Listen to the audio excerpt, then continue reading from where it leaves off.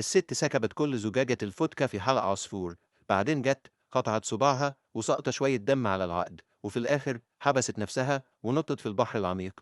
بعد شوية ظهر قدامها بطة سكرانة وودتها تغوص لآخر البحيرة، وفي الآخر وقفت قدام رأس بوزة كبير. الست شغلت كشافها عشان تشوف كويس وسبحت ناحية باب مخفي جنب رأس بوزة. دخلت إيدها في عين تمثال بوزة وبعدين ضغطت على الميكانيزم. في ثانية واحدة المية في البحيرة بدأت تنحسر ببطء.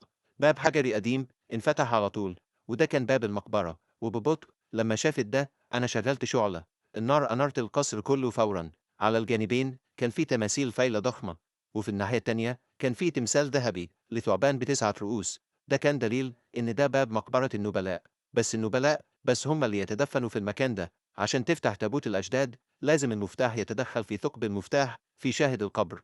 لكن لما دخل جمدت مية سميكة بسرعة حواليها. لحسن الحظ أنا اتصرفت بسرعة، دورت بسرعة ونطت بعيد واتجنبت خطر التجمد. بعدين بسرعة قدمت عشان تتكلم، حاولت تشيل القناع لكن لقيت كتاب قديم غامض. لكن كل ده لسه كان بدايته.